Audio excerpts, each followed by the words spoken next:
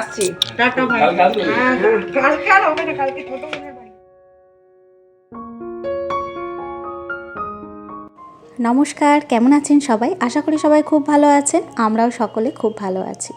আমার আরও একটি নতুন ব্লগে আপনাদের সবাইকে স্বাগত জানাচ্ছি। আজকে হচ্ছে কালী পুজোর আগের দিন, মানে হচ্ছে ভূত চতুর্দশী। আজকের দিনে আমার ঠাকুমা দিদিমার সবার মুখে শুনেছি চারিদিকে কি আজকের দিনে ভূত বেরিয়ে আসে। তো সেই হিসেবে ছোটোবেলায় এই দিনটা খুবই ভয় পেতাম, কিন্তু এখন বড় হয়ে বুঝে গেছি সেরকম কিছুটা হয় না।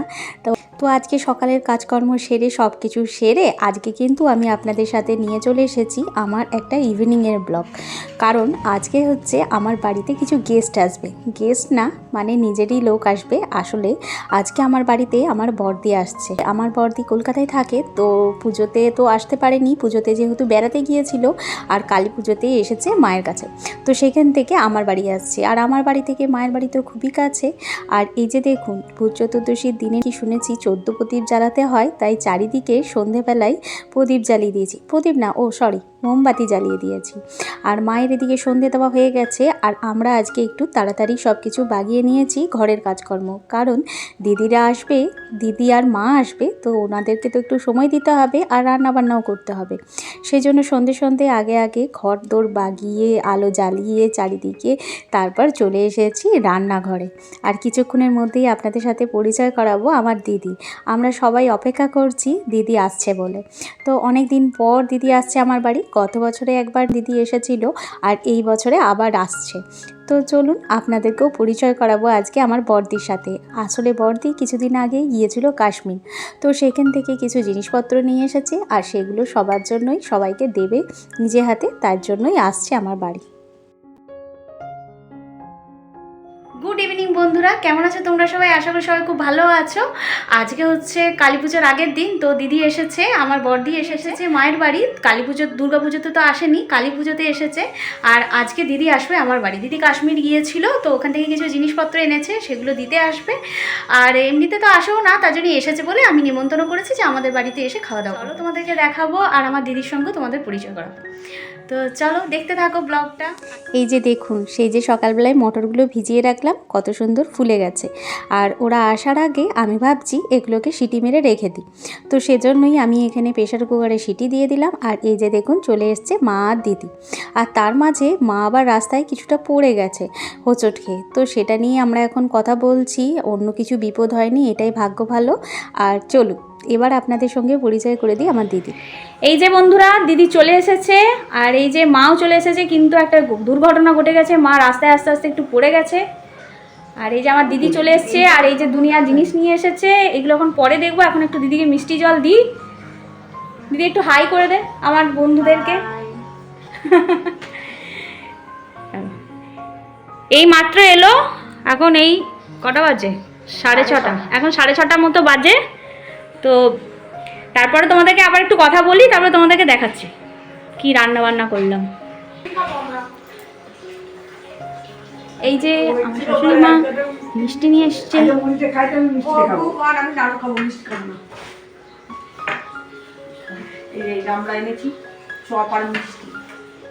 চপ দিয়ে মুড়ি খাবে।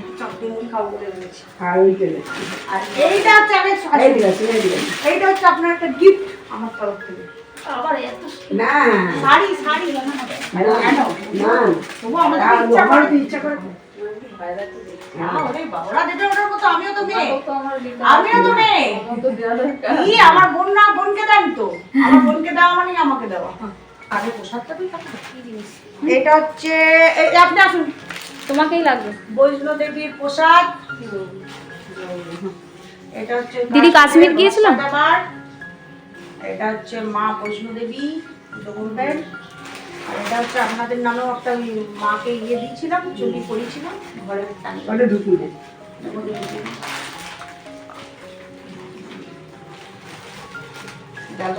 ওদের ওখানে কোনো ফুল টুল নেই। এইটা হচ্ছে সাতনের শাল, কাশ্মীরি শাল। কাশ্মীরি শাল দিদি এনেছে কাশ্মীর থেকে আমার জন্য। খুব পছন্দ হয়েছে আমার, কালারও পছন্দ, সুন্দর। এইটা হচ্ছে এটা হচ্ছে সানুর। তোমার হবে সোয়েটারটা? একবার গায়ে লাগিয়ে দেখা দেয়। ঠান্ডা তো কিনেছি খুব, দেখো দেখি যা হবে কিনা। হ্যাঁ হ্যাঁ হবে? আবার পরে রাখো, পরে রাখো। নাকি তো? না না ঠিক আছে কাশ্মীরি সোয়েটার না, তাই হাতগুলো একটু বড় বড়, বডিতে তো ঠিক আছে। বডিটা ঠিক আছে, আর ওদের ওখানে তো সবই লম্বা চওড়া লোক, টপ টপ। আর ওই যে আরেকটা আর কি? আর কিছু নেই তো? আর একটা কি? পায়েল, চা। কি পায়েলটা তো ঘরে আছে, মায়ের বাড়িতে ব্যাগে রেখে দিয়েছি। শানু যখন দিতে যাবে ওর হাতে পাঠিয়ে দেবো। আমার জন্য দিদি একজোড়া পায়েল এনেছে। সে বিষয় যে দিদি আনতে ভুলে গেছে, তো সেটাই দিদি বলছে। তো শানু যখন আবার দিদিকে রাখতে যাবে তখন নিয়ে আসবে। তো আপনাদেরকে রাত অব্দি আমি ঠিক দেখিয়ে দেবো যে দিদি কি গিফট দিয়েছে। আর অনেকগুলো তো একসাথে গিফট পেলাম, দেখতেই তো পেলেন। পরে আপনাদেরকে ওগুলো ভালো করে দেখাবো। এখন একটুখানি দিদি এসছে, একটুখানি দিদিকে আপ্যায়ন করি, তারপর রান্না বান্না করি, তারপর দেখা হচ্ছে। এই তো দেখতেই তো পেলেন যে দিদি কি কি দিল, ওগুলো আবার আপনাদেরকে পরে আমি দেখাবো সময় নিয়ে। এখন দিদি এসেছে তাই একটু আপ্যায়ন করে নিই, আর চলে এসেছি আমি রান্না বান্না করতে। দিদিকে বললাম যে চিকেন মাটন কিছু খাবে, কিন্তু দিদি বলছে ওই সব খেয়ে খেয়ে মুখ নষ্ট হয়ে গেছে, তুই বরং এক কাজ কর, আমি অনেক দিন ঘুগনি মটর খাইনি, তো ঘুগনি মটর কর। তো সেই জন্যই ঘুগনি মটর দিয়ে লুচি করছি আজকে রাতের মেনুতে। তো দিদির পছন্দেরই খাবার করছি, দিদি এগুলো পছন্দ করে খেতে, সেজন্যই। আর চলুন, আমি এখানে চলে এসেছি রান্নাঘরে। আর আজকে শানুদের যেহেতু কালী পুজো আছে ক্লাবে, তাই ও বেশিক্ষণ সময় দিতে পারেনি। কিছুক্ষণ থেকে দিদিদের সাথে আবারও ওর কাজে চলে গেছে। তো কিছুক্ষণ পরে আবার শানু আসবে। আর এখানে আমি চলে এসেছি রান্নাঘরে, আর আমার শাশুড়ি মা ওইদিকে দিদিদেরকে খাওয়া দাওয়া দিচ্ছে। আর দিদির ইচ্ছা হচ্ছিল একটুখানি চপ মুড়ি খেতে, তাই আবার সাথে করে চপও কিনে নিয়ে এসেছে। বললাম কেন কিনে নিয়ে এসেছিস, তো সেজন্য বলছে না আমি কিনে নিয়ে যাই, খেতে ইচ্ছে করছে। তো সেজন্যই দিদি আর মা এখানে মুড়ি খাচ্ছে, আর আমি সেখানে মাঝখান থেকে চলে এসেছি একটুখানি বেগুন ভাজাটা বসিয়ে দিতে। আর কিছুক্ষণের মধ্যেই দেখতে পাবেন আমার মা তো খেতে খেতেই বলছে যে তুই দাঁড়া, চিন্তা করিস না, আমি এক্ষুনি চলে যাচ্ছি রান্নাঘরে, মুড়িটা শুধু খেতে শেষ করতে দে। কিছুক্ষণের মধ্যেই দেখবেন মা আবার চলে এসেছে রান্নাঘরে। এই হচ্ছে মায়ের ভালোবাসা। মারা কখনোই চায় না যে তার মেয়েরা কোনোভাবেই চাপের মধ্যে থাক, তার জন্য মা দেখুন কিছুক্ষণের মধ্যেই চলে এসেছে রান্নাঘরে। এই যে মা এসে হেসেল ধরে নিয়েছে।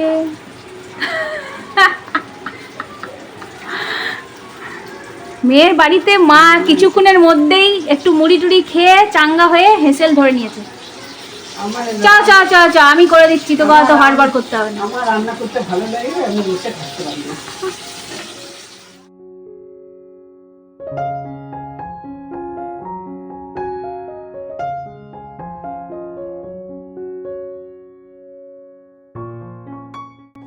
এখানে আমার দিদি দেখছেন তো শাশুড়ি মায়ের সাথে জমিয়ে গল্প বসিয়েছে, আর শাশুড়ি মার সাথে সাথে ঘুগনি মটরের আলুটা কেটে দিচ্ছেন।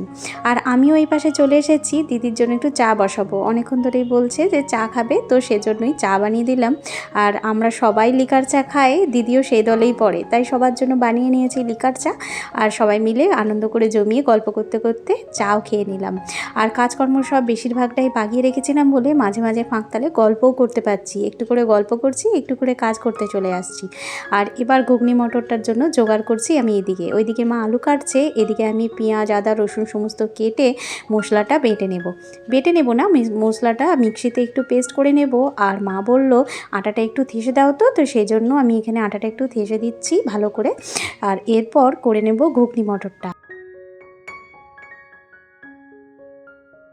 তা করতে করতেই আবারও একটা চমক এসে গেছে, বোন এবং বোন জামাই দুজনেই চলে এসেছে দিদির সাথে দেখা করতে। আগামীকাল অবশ্য দিদি বোনের বাড়ি যাবে, কিন্তু যেহেতু ওদের এদিকে একটু কাজ ছিল, আর দিদি যেহেতু আমার বাড়ি এসেছে খুব কাছেই ছিল, তার জন্য ওরা বলছে না আর একটুখানি রাস্তা, তো চলে যাই দিদিদের সাথে দেখা করে আসি, সেজন্য চলে এসেছে। আর খুব ভালোও করেছে।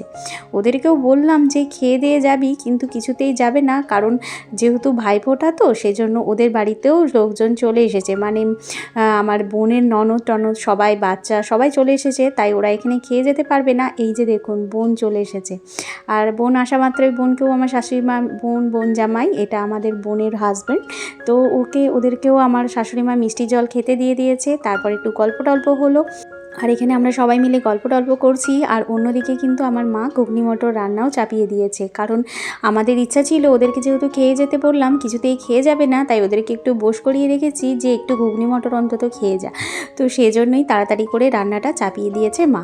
এদিকে দেখুন মা এখানে ফোড়ন দিয়ে দিয়েছে, আর যেহেতু একটু ঘুগনি মটরটা আমি একটু বেশি সিটি দিয়ে দিয়েছি, তাই একটু বেশি নরম হয়ে গেছে। তার জন্য মা এখানে আলুটা একটু ভেজে নিল, যাতে আলুটাও একটু হাফ কুক হয়ে যায়।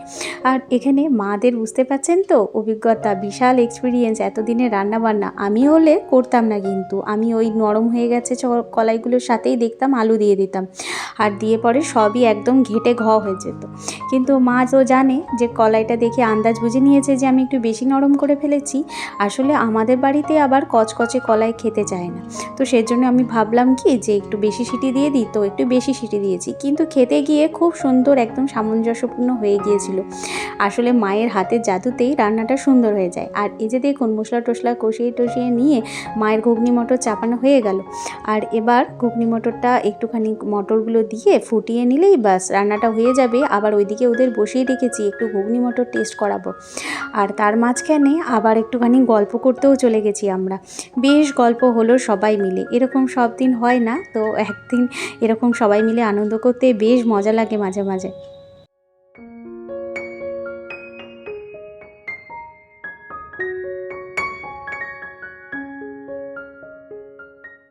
নেমে গেছে ঘুগনি মটর। এই যে দেখুন রান্না কমপ্লিট। আমার মা পাশে থাকলে আর কাউকে চায় না, একাই 100। তো যাই হোক, চিরকাল মাদের যেন এরকমই পাই পাশে, এটাই প্রার্থনা করি ভগবানের কাছে। আর চলুন এবার বোন আর বোন জামাইকে একটু কফি করে দিচ্ছি, আর সেজন্যই এখানে চলে এসেছি আমি রান্নাঘরে। তো ওদেরকে একটু কফি করে দিচ্ছি। আর বোন জামাই বলছে ও ঘুগনি মটর খাবে না, ওর মিষ্টি খেয়ে পেট ভরে গেছে, তাই ওকে কফি করে দিলাম। আর এখানে আমার বোন দেখুন ঘুগনি মটর টেস্ট করছে মায়ের হাতের, আর ওর তো খুবই ভালো লেগেছে। কি বলছে দেখুন এবার কথাটা। এই দুদিন বাদে নিজেকে এবার ইউটিউবে দেখতে কেমন লাগবে বলতে লাগবে। আমাদের তো কেউ ছবি তোলে না, সাতানি একমাত্র তোলে। আবার তোরা সব পরে বলবি ছবি করেছিল তাই ওগুলো কি সুন্দর দেখতে পাচ্ছি। ওর ভিউজ বাড়ুক আর না বাড়ুক, আমাদের মোবাইলে না না আমাদের মোবাইলের এমবি খরচা হচ্ছে না, ভিডিও তো সব ওর কাছে আছে। ইউটিউবে সার্চ কর, সাতানি ইউটিউবে। ও মা একটু দুধ এক কাপ কফি হবে, মানে হাফ কাপ হবে, দেবো তোমাকে? না আমি খাবো না। কে খাবে? তুমি খাবে? তুই খাবি না? খান একটু। হুম।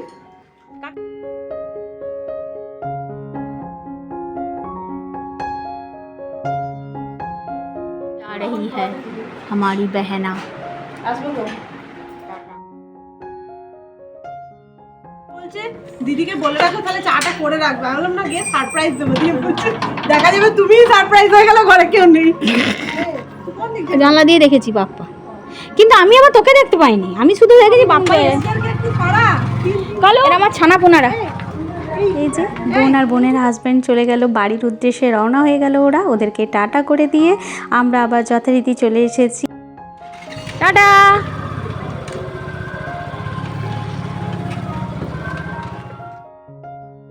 বেশ খানিকক্ষণ সবাই মিলে জমিয়ে গল্প করলাম, তারপর চলে এসেছি এবার লুচি ছাকবো, কারণ অনেকটা রাত হয়ে যাচ্ছে। আর খাওয়ার আগে আগে লুচিটা ছাকলে খেতেও খুব সুন্দর লাগে।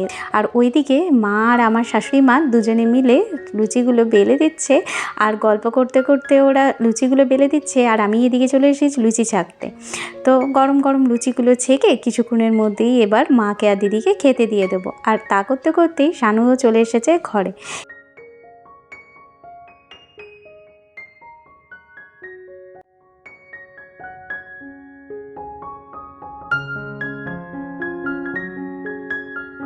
এই তো কালী পুজোর আগের দিনটা আমরা এভাবে মজা করছি, আনন্দ করছি। তো আপনারা সবাই কেমনভাবে আজকের দিনটা কাটালেন সবাই জানাবেন কমেন্টের মাধ্যমে। আর ভিডিওগুলো যদি ভালো লেগে থাকে তাহলে অবশ্যই একটা লাইক করে যাবেন। আর চলুন এবার লুচি ছাকা হয়ে গেছে, চলে এসেছি খাবার বাড়তে।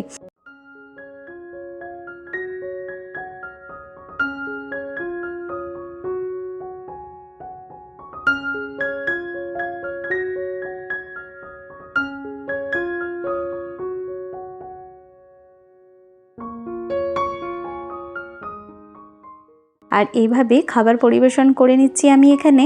দিদিদের মাদের সবাইকে বসিয়ে দেবো, আর বসাতে বসাতে দিদিরা বলছে তোরাও খেয়ে নে। গল্প করতে করতে খেতে বেশ ভালো লাগে, তাই ওদেরকে দেওয়ার পর আমরাও এখানে খেয়ে নিয়েছি।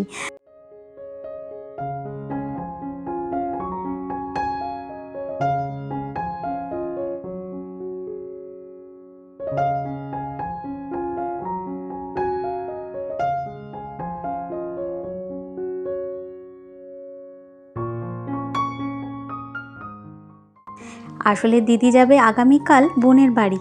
আসলে বোনের বাড়িতেও ওর কিছু জিনিস দেওয়ার আছে এবং গুনগুনকেও অনেকদিন দেখেনি, সেজন্যই যাবে বোনের বাড়ি। সব বোনদের বাড়ি ঘুরে তারপর দিদি রওনা হবে বাড়ির দিকে। তো সেজন্যই দিদি এই কটা দিন এসেছে, তো খুব ভালো করে দিদিকে আদর আপ্যায়ন করে নেব এরকমটাই ভেবেছিলাম, আর সেরকমটা করতেও পেরেছি। এবার দিদির খাওয়া দাওয়া হয়ে গেছে আর চলে যাচ্ছে এবার বাড়ির দিকে।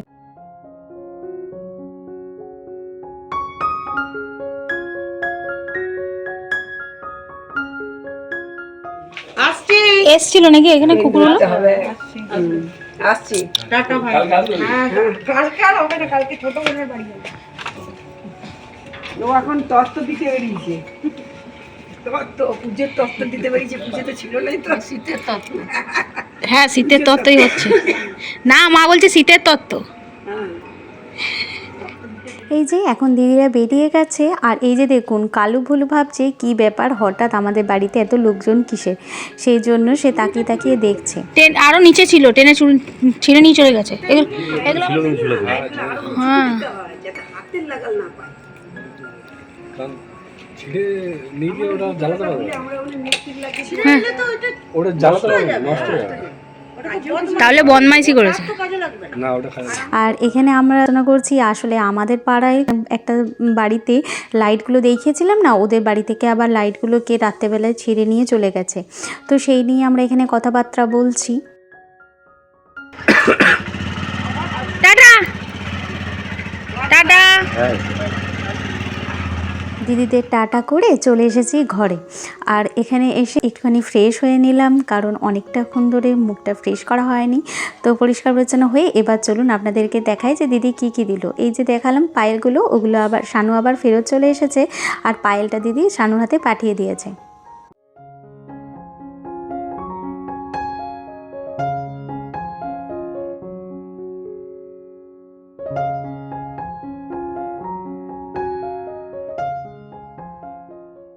আর এই যে আমার শাশুড়ি মার জন্য দিদি এই শাড়িটা নিয়ে এসেছিল। দেখুন শাড়িটা কি সুন্দর হয়েছে, আমার তো খুব পছন্দ হয়েছে। আমি আবার মাকে বলে রেখেছি যে মা একদিন পরবো ইয়েলো কালারের কোনো ব্লাউজ দিয়ে, খুব সুন্দর লাগবে দেখতে। মা বলছে বেশ পরো।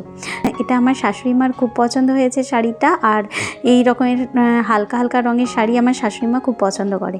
আর এই যে দেখুন এই শালটা দিদি কাশ্মীর থেকে আমার জন্য নিয়ে এসেছে, এটা তো আমার খুব পছন্দ হয়েছে, খুব সুন্দর আর খুব নরম সফট। আর শানুর জন্য নিয়ে এসেছে এই সোয়েটারটা, এটাও খুব সুন্দর হয়েছে, শানুরও খুব পছন্দ হয়েছে। এই যে বন্ধুরা দিদিরা বাড়ি চলে গেল, আর আমি মুখটা একটু পরিষ্কার ময়েশ্চারাইজার লাগিয়ে নেব, তারপর শুয়ে পড়বো আমরা। দিদিরা চলে গেছে। আর এই যে এই চেনটা দিদি দিয়েছে, বৈষ্ণোদেবী থেকে এনেছে, এটাও পরেছি। আর যে পায়েলগুলো দিদি যে বলছিল যে পায়েলগুলো আনতে ভুলে গেছে, তো সেগুলো দিদি পাঠিয়ে দিয়েছে। তো এই তো সেই পায়েলগুলো তোমাদেরকে দেখালাম। চলো আজকের ব্লগটা এখানেই শেষ করছি। সবাই ভালো থাকো, টাটা, গুড নাইট। দেখা হচ্ছে নতুন একটা ব্লগে। সবাই ভালো থাকবে, টাটা।